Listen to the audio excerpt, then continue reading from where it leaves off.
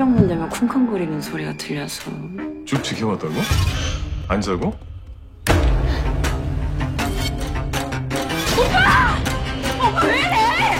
원하는 게 뭐예요, 나한테? Bienvenue au festival de Gérardmer. Aujourd'hui, on parle de Sleep de Jason Yu. Ça n'a rien à voir, du coup, avec les sous-vêtements, hein, n'est-ce pas, Brice? Donc, film sur le sommeil, qu'on a eu l'occasion de voir à Gérardmer, au cœur des Vosges. Et on a d'ailleurs eu une interview avec Jason Yu, donc, qui est réalisateur du film, et que tu connais également, puisqu'il était assistant. Réalisateur de Dwelling Wu. En passé, je le dis bien. Voilà, tu vois une prononciation sur cette vidéo. Voilà, exactement. Alors, on va suivre un jeune couple qui a, du coup, quelque chose qui va changer leur quotidien, puisque l'un d'entre eux, le mari, devient somnambule. Il se réveille la nuit, il est tout droit comme ça. Et d'un coup, il commence à dire, quelqu'un est entré dans la maison. C'est une des premières scènes du film. Et son somnambulisme va s'aggraver, devenir de plus en plus important, voire de plus en plus inquiétant. Et sa femme va commencer à s'inquiéter pour la sûreté du foyer, la sécurité du foyer. Il va y avoir tout un tas de petits éléments qui vont monter crescendo. Alors Brice, en termes de tension, en termes de qualité, qu'est-ce que tu as pensé de ce film? Eh ben, juste avant de répondre à ta question, on voulait aussi préciser que c'est un film qu'on avait raté à Cannes, puisque nous était la deuxième semaine, il avait été présenté en première semaine. Donc on était content d'enfin le découvrir. C'est vrai. Ici, du coup, à Gérardmer. Donc, qu'est-ce que j'en ai pensé? C'est un film où la tension fonctionne plutôt bien. C'est, alors, est-ce un drame psychologique ou alors plutôt de l'horreur surnaturelle, voire de l'épouvante surnaturelle? Ça, on vous le dira pas trop pour pas gâcher la surprise, vu que le film joue énormément sur le mystère, somnambulisme, possession, peut-être aucun des deux, qui sait, mais le film s'amuse effectivement de ce mystère, et il y a une tension permanente, dans le sens où, en fait, dès qu'il s'endort, comme sa femme à côté de lui, nous nous demandons qu'est-ce qui va se passer durant la nuit. Va-t-elle être cauchemardesque ou pas du tout?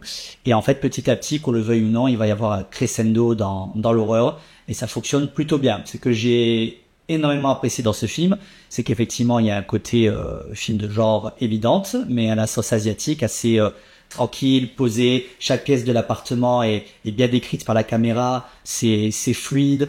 L'espace est très très bien habité, mais ce qui est très sympa en fait, c'est que le film est une métaphore de la vie conjugale, où on a l'impression, mais c'est pas totalement faux, où vivre avec l'autre reste une lutte de tous les jours, et il faut pas s'endormir sur ses lauriers, comme on dit. Spécial dédicace pour ta femme qui nous regarde. Voilà. Donc effectivement, il y a cette métaphore de la vie conjugale et il y a les codes du cinéma coréen où les expressions sont assez chargées, les émotions. Et il y a quelque chose que j'apprécie aussi tout particulièrement dans le film, c'est que ce couple il est kawaii, il est très oui, ils sont tous choux. Ils sont tous choux, mais ils sont drôles, ils ont plein d'imagination. C'est vraiment, ils sont presque amis aussi, mais dans le bon sens du terme, hein. Je veux dire, on a vraiment l'impression d'être dans ce petit foyer, ce cocon, qui est franchement cool, quoi. Elle est vraiment marrante, lui aussi, franchement, il fait preuve d'humour. C'est un acteur. Alors là, quand on découvre qu'il est acteur, et là, ils sont contents, ils regardent sa première prise, il est juste garde du corps, derrière une scène principale d'une femme qui est sur un lit. Mais on nous dit que c'est le meilleur. Voilà, mais c'est, le meilleur, évidemment. Donc, un film qu'on vous recommande vraiment, c'est pas un film qui fait peur, non plus pour en parler. C'est plus de la tension. Mais d'ailleurs, comme beaucoup de films coréens, il y a plusieurs genres en un. C'est-à-dire, on passe très facilement du rire à l'effroi. Ce qui est quelque chose de très intéressant, qui est d'ailleurs toujours amplifié par le jeu un peu plus excessif des acteurs asiatiques, et ce n'est absolument pas une critique. Non. Certains ont du mal avec ça, mais alors pas du tout. Ça permet justement d'avoir un jeu beaucoup plus varié et de passer aisément, comme je disais, du rire à l'effroi. Et ça fonctionne, franchement, ça fonctionne du début à la fin.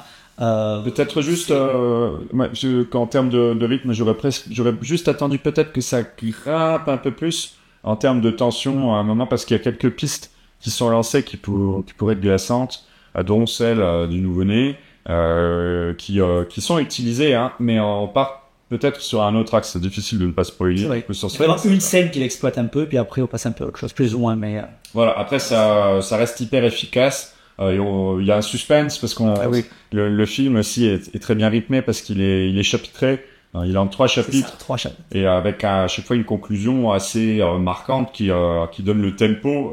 Il y a une entrée en matière marquante aussi. Alors, pas au premier, mais dès le deuxième, c'est entrée en matière marquante. et finalité de chaque chapitre marquante aussi. Ouais, que c'est très C'est plutôt réussi. Non, c'est réussi. Voilà, un film qu'on vous recommande vivement, et on vous recommande également d'ailleurs d'aller voir les mots du réalisateur qu'on a interviewé. Et d'ici là, on vous invite également à liker ou partager si vous avez apprécié cette vidéo, ou à nous pourrir en commentaire, parce que ça nous fait plaisir aussi. Allez, à bientôt sur Mag, ciao. Et faites de beaux rêves.